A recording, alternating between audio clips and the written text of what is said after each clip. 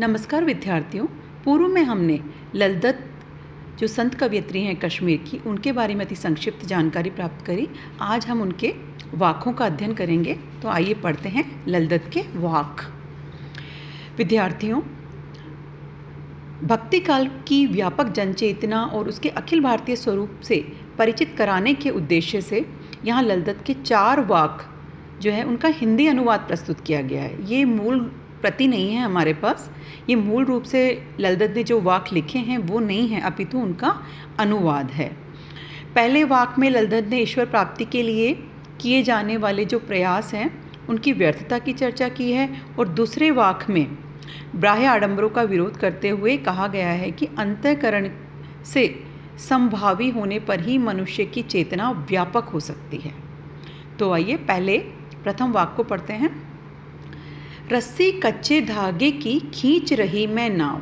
नाव से तात्पर्य है जीवन रूपी नैया, और रस्सी कच्चे धागे मतलब सांसों की डोर। जाने कब सुन मेरी पुकार, करे देव भवसागर पार। भवसागर मतलब संसार रूपी सागर, देव अर्थात ईश्वर। कवयित्री ईश्वर से प्रार्थना कर रही हैं और कह रही हैं कि मैं अपनी सांसों की डोर से अपनी जीवन रूपी नैया को खींचती चली जा रही हूँ, लेकिन ईश्वर मेरी पुकार न जाने कब सुनेंगे। अर्थात वो मेरी पुकार नहीं सुन रहे हैं और इस संसार सागर में मेरी नैया जो है वो हिचकोले खाए ही चली जा रही है। अर्थात कहने का तात्पर्य, मुझे इस जीवन मरण के चक्र से, इस आवागमन के चक्र से मुक्ति नहीं मिल रही है। मुक्ति कहने का तात्पर्य मोक्ष की प्राप्ति नहीं हो रही है, मैं अभी भी सांसारिकता में ही लिप्त हूँ। पानी टपके कच्चे सकोरे व्यर्थ प्रयास हो रहे मेरे, जी में उठती रह हूँ घर जाने की चाह है घेरे।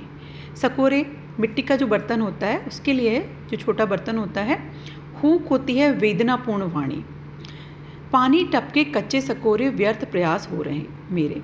अब ललदत कह रही हैं कि ये नहीं है कि मैंने ईश्वर की प्राप्ति के लिए प्रयत्न नहीं किए, मैंने बहुत प्रयत्न किए।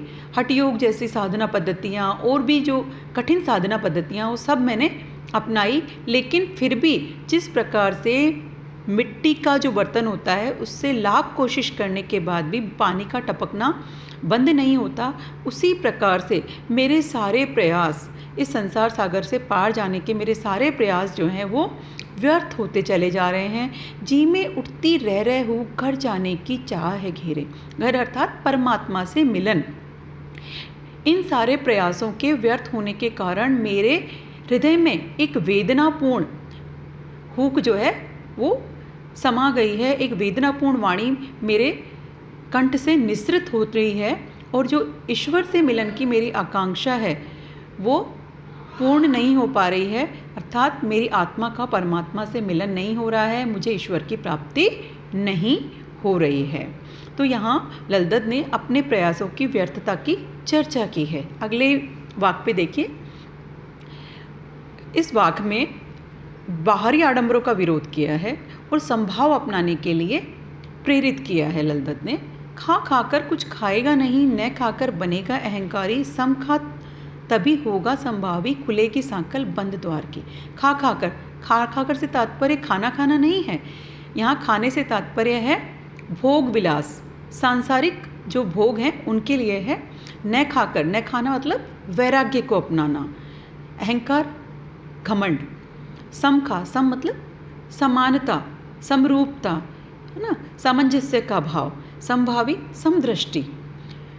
सांकल होती है कुंडी।